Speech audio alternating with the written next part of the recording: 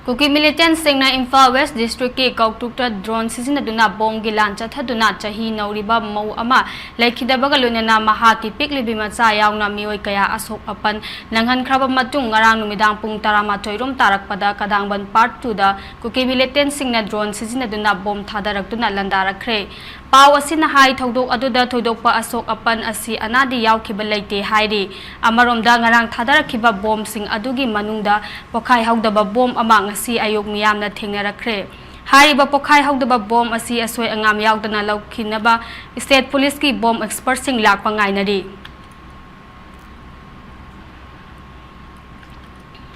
lejariba mafam asi khogi kadang mangi chingthakta kuki militant singna drone dagi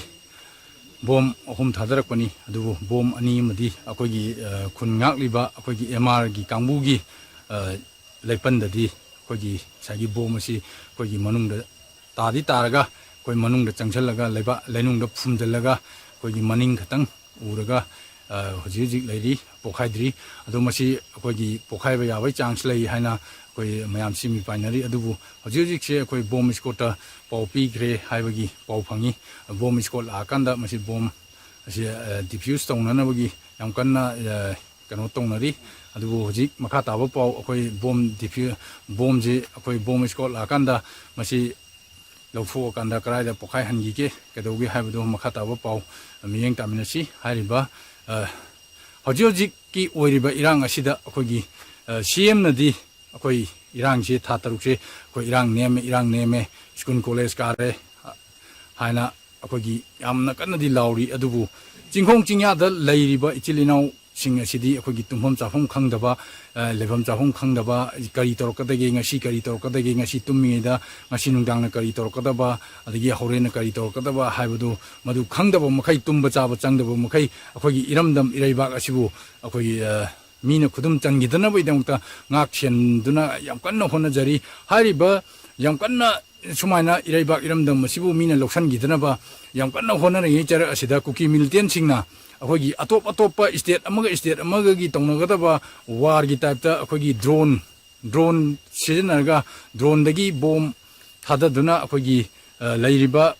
jingong jingya da leiriba kunja sing asibu moina tanghaiba adagi nongmai round ke akapthaba bom thadarakpana chingba asi tawbosi akogi state sarkar asina tuminna yengnuna leibase masi akogi public mayam penadre hariba public mayam penadabase public ki awabase karam matamda kokadoino haiba wafam duni hojik akogi kadangban kautu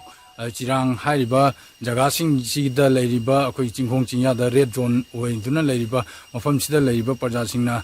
yamna chawbo wahang amal hanglakli haibadi akoi manipur asi lengak leitaba manipur amaga chap manare CM na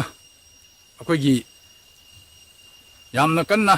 lauri shanti lere na adu hojik shanti leite haibagi kholau duni hoji akoi jingkhong jingya da leiriba mioi singna phongdo launari basi adu hojik akoi ngaktangi manungda akoi bom skot laga hariba bom asi lauthoga bom asi akoigi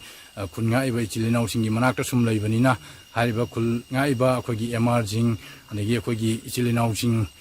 local volunteer sing ju akoi akiba mi paiba ma phawi habaduni hariba bom asina lokthok tab taragadi kaigumba by chance pokhairak pa taragadi duty tariba MR kangbu amadi chilinau kangbu soidana asopan nangani haibagi chingnabuduni leiribase aduna hojujikse akoigi